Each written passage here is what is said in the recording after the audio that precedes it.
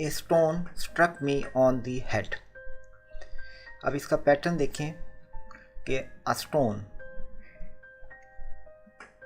ये सब्जेक्ट है, स्ट्रक ये वर्ब की सेकंड फॉर्म है, और ये ऑब्जेक्ट, और ये इसका पार्ट है ऑब्जेक्ट का। तो इसको देखें कि सब्जेक्ट प्लस वर्ब की सेकंड फॉर्म प्लस ऑब्जेक्ट, तो इसको जब हम कन्वर्ट करते हैं पैसिव वॉइस में तो ये पैटर्न अडॉप्ट किया जाएगा कि पहले ऑब्जेक्ट आएगा, यानी कि मी के बजाय ये आई हो जाएगा, क्योंकि मी ऑब्जेक्टिव फॉर्म है और सब्जेक्टिव फॉर्म इसकी आई होती है।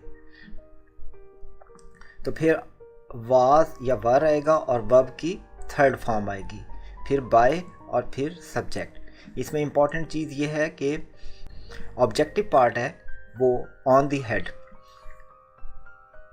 नोट हमने पहले इसमें ऑब्जेक्ट पार्ट को कंप्लीट लिखना है, उसके बाद बाय प्लस सब्जेक्ट आएगा, यानी कि ऑब्जेक्ट पार्ट है ऑन दी हेड। देखिए किस तरह से कि हम देखते हैं कि ऑप्शंस में कौन कौन से हैं।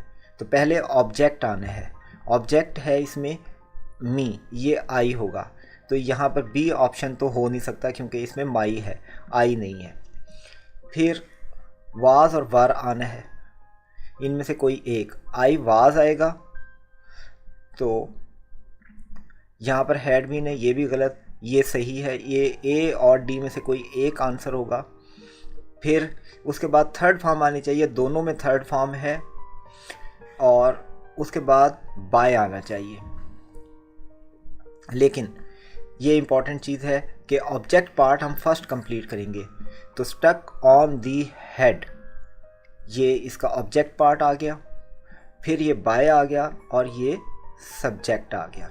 सब्जेक्ट जो यहाँ पर ए स्टोन था, तो ये बन गया I was stuck on the head by a stone, जबकि यहाँ पर है I was stuck by a stone on the head.